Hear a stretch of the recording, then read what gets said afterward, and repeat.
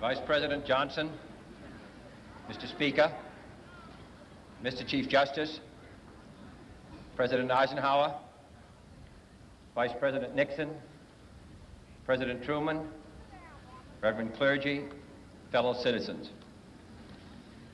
We observe today not a victory of party, but a celebration of freedom, symbolizing an end as well as a beginning, signifying renewal as well as change. For I have sworn before you and Almighty God the same solemn oath our forebears prescribed nearly a century and 3/4 ago.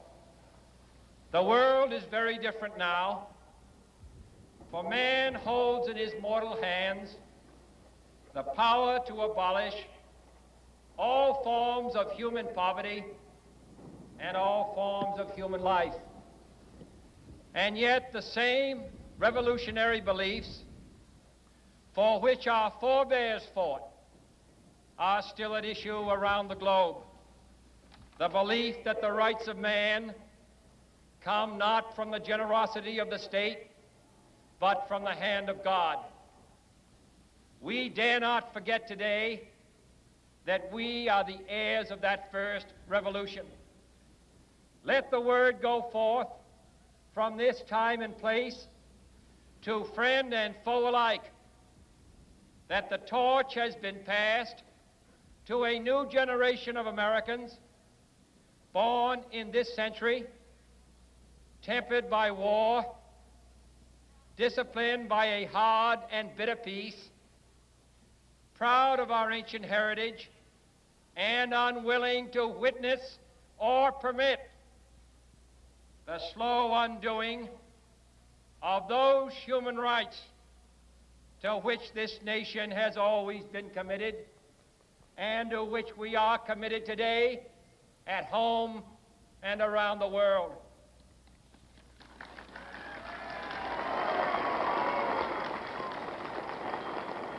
Let every nation know, whether it wishes us well or ill, that we shall pay any price, bear any burden, meet any hardship, support any friend, oppose any foe to assure the survival and the success of liberty.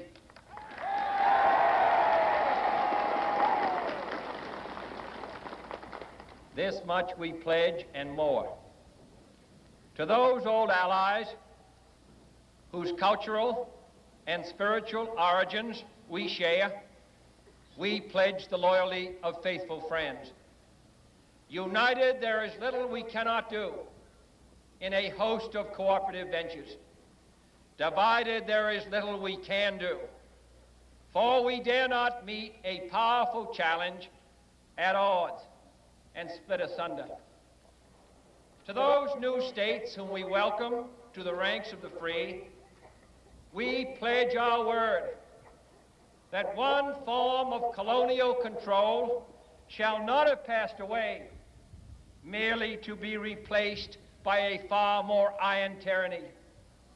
We shall not always expect to find them supporting our view, but we shall always hope to find them strongly supporting their own freedom, and to remember that in the past, those who foolishly sought power by riding the back of the tiger ended up inside.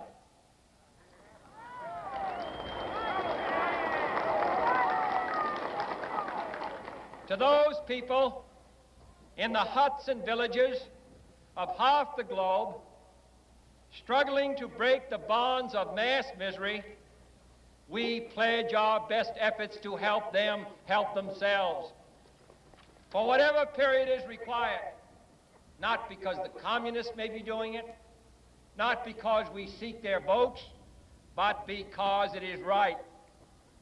If a free society cannot help the many who are poor, it cannot save the few who are rich.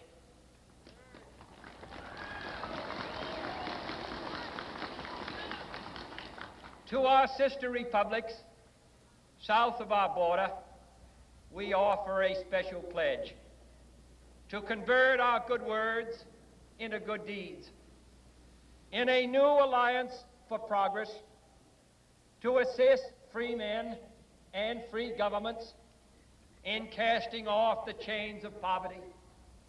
But this peaceful revolution of hope cannot become the prey of hostile powers. Let all our neighbors know that we shall join with them to oppose aggression or subversion anywhere in the Americas. And let every other power know that this hemisphere intends to remain the master of its own house.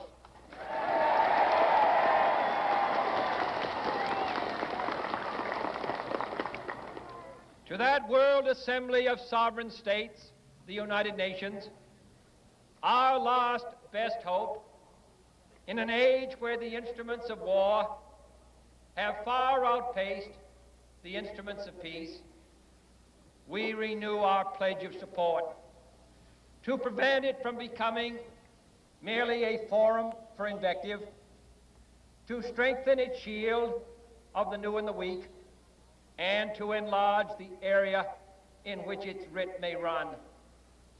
Finally, to those nations who would make themselves our adversary, we offer not a pledge, but a request that both sides begin anew the quest for peace. Before the dark powers of destruction, unleashed by science, engulf all humanity in planned or accidental self-destruction, we dare not tempt them with weakness, for only when our arms are sufficient beyond doubt can we be certain beyond doubt that they will never be employed. But neither can two great and powerful groups of nations take comfort from our present course, both sides overburdened by the cost of modern weapons, both rightly alarmed by the steady spread of the deadly atom, yet both racing to alter that uncertain balance of terror that stays the hand of mankind's final war. So let us begin anew, remembering on both sides that civility is not a sign of weakness, and sincerity is always subject to proof. Let us never negotiate out of fear, but let us never fear to negotiate.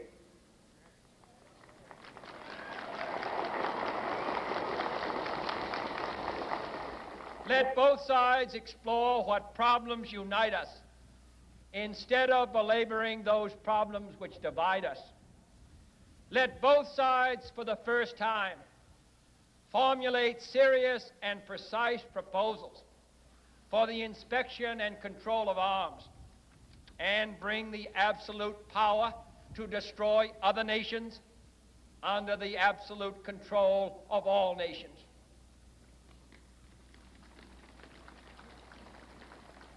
Let both sides seek to invoke the wonders of science instead of its terrors.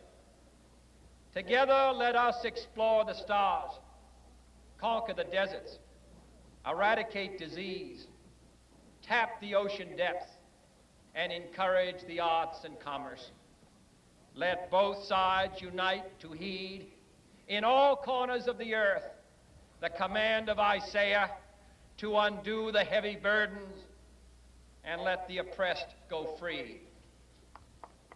And if a beachhead of cooperation may push back the jungle of suspicion, let both sides join in creating a new endeavor, not a new balance of power, but a new world of law, where the strong are just and the weak secure and the peace preserved. All this will not be finished in the first 100 days, nor will it be finished in the first 1,000 days, nor in the life of this administration. nor even perhaps in our lifetime on this planet. But let us begin.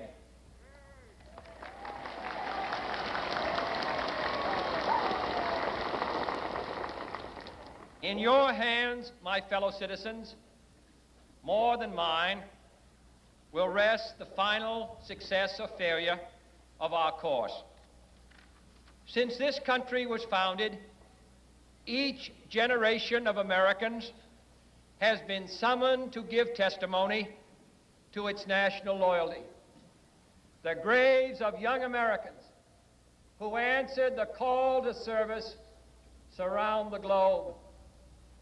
Now the trumpet summons us again, not as a call to bear arms, though arms we need, not as a call to battle, though in battle we are, but a call to bear the burden of a long twilight struggle, year in and year out, rejoicing in hope, patient in tribulation, a struggle against the common enemies of man, tyranny, poverty, disease, and war itself.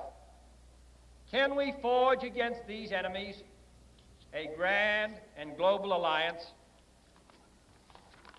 north and south, east and west, that can assure a more fruitful life for all mankind?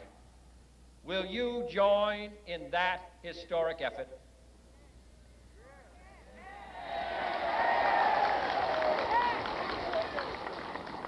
In the long history of the world, only a few generations have been granted the role of defending freedom in its hour of maximum danger. I do not shrink from this responsibility. I welcome it.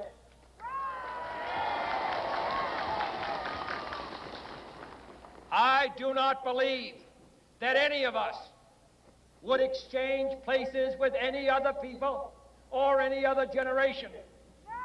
The energy, the faith, the devotion which we bring to this endeavor will light our country and all who serve it. And the glow from that fire can truly light the world. And so, my fellow Americans, ask not what your country can do for you, ask what you can do for your country.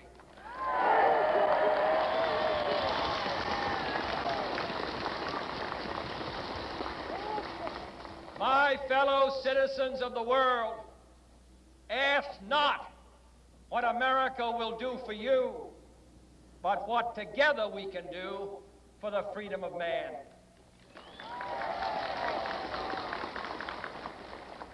Finally, whether you are from that fire can truly light the world. And so, my fellow Americans, ask not what your country can do for you, ask what you can do for your country.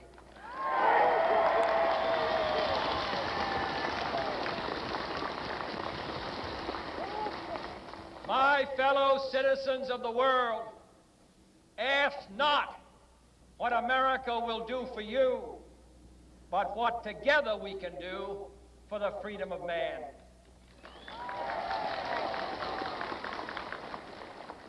Finally, whether you are citizens of America or citizens of the world, ask of us here the same high standards of strength and sacrifice which we ask of you.